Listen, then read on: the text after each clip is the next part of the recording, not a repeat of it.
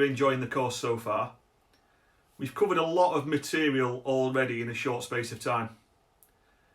We've now come to Regulation 8 of the Quarries Regulations. Now, Regulation 8 is often misunderstood by quarry operators, and they can often get confused by its requirements. For me, it's really simple, and it's relatively easy to implement.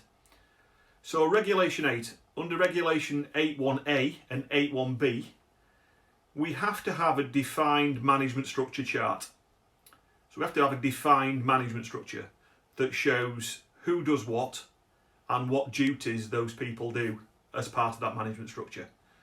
Best way to do that, in my opinion, is to plot it out and have a series of boxes where you show what roles do what, who reports to who, and keep it really simple. So that's the first part of Regulation 8. The second part of Regulation 8 is the management, the personnel who manage the site. So under Regulation 8.1c, the quarry operator's got to appoint a competent person who's going to manage and oversee the operations on a day-to-day basis. That person must be capable of managing the site for all operations that are taking place. So that person must be appointed in writing, because the regulations tell you to appoint that person. So when you make that appointment as a quarry operator, do it in writing and confirm the person's duties as part of that appointment letter. You can only ever have one 8.1c. That's quite clear in the law. You're not allowed to have more than one 8.1c.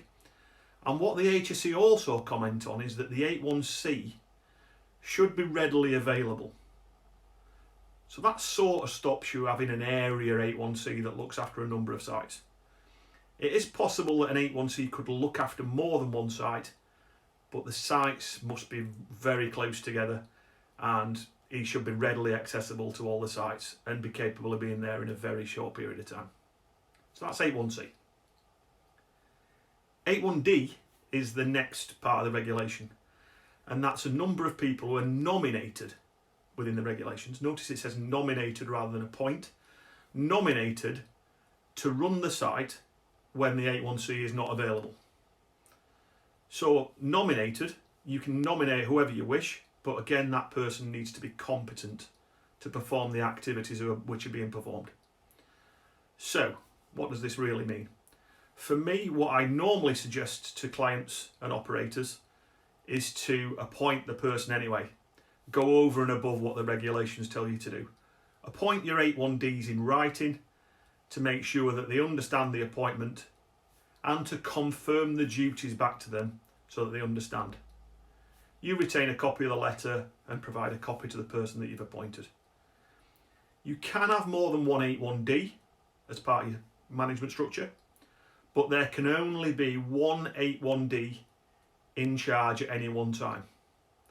So what the HSE are really looking for, if they turn up on site, it needs to be clear who's in charge. Okay, so a nice little tip is to have something near the signing in book or the entrance to the site that tells you the 8.1c and who the 8.1d is on the day in question. The final part of the regulation is 8.1e, which is appoint a number of different people who can help you manage the quarry safely. It's not really being clearly defined what this actually means, but in essence, it means this. It's a number of other people who can help you on a day-to-day basis run the operation. They might not be an 8.1c or an 8.1d, but they might help you oversee the management of the site. So they might be foremen, charge hands, engineering managers, that type of thing, which are going to help you to manage the site on a day-to-day basis.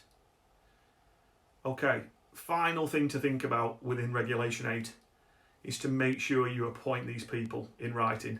It's clear, people understand, keep it simple, and retain evidence so you can demonstrate compliance and you can demonstrate competency of people.